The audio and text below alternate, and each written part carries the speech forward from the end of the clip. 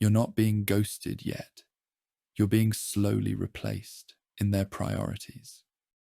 Not all at once, not in a way that's obvious, just quietly enough that you start doubting yourself instead of them. You tell yourself they're busy, that they're tired, that they'll reply later. But deep down, you feel it. Something already changed. You're just not ready to admit what it means. Ghosting never feels sudden. It feels confusing. One day, you're talking, sharing, laughing, and then, slowly, something shifts. Not enough to panic, just enough to feel off.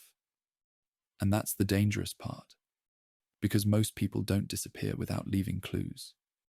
They just stop being the same. It usually starts with energy.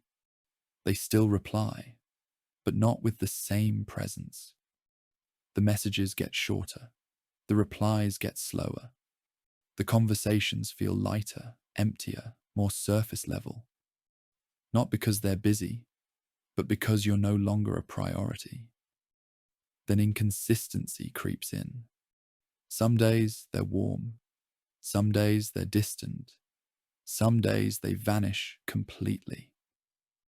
You start adjusting yourself around their availability, checking your phone more, replaying conversations, trying not to lose them. That's when you're no longer relating. You're trying to keep something from slipping away. After that, the emotional distance becomes noticeable. They stop opening up. They stop asking about you. They stop reacting to the things that used to matter. You're still talking, but it feels like they're already halfway gone, like you're speaking to someone who's quietly packing their emotional bags. Then the language changes. They start saying things like, "I've just been really busy. I've got a lot going on right now. I'm bad at texting." Not lies, but not full truths either. It's the kind of language that creates distance without creating conflict. And eventually, the future disappears. They stop making plans. They stop talking about next time. Everything becomes undefined. No timelines, no commitments.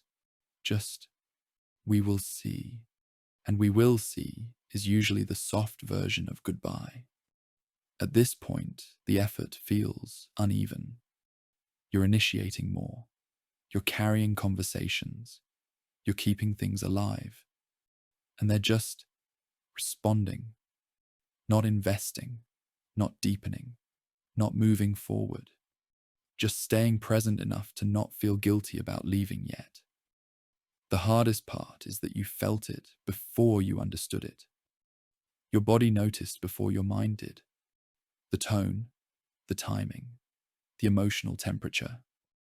Something felt colder, less certain, less mutual. And deep down, you already knew. You just kept pretending you didn't. Ghosting isn't about disappearing. It's about slowly disconnecting until silence feels easier than honesty. And the real pain isn't being left. It's realizing you were emotionally alone before they ever stopped replying.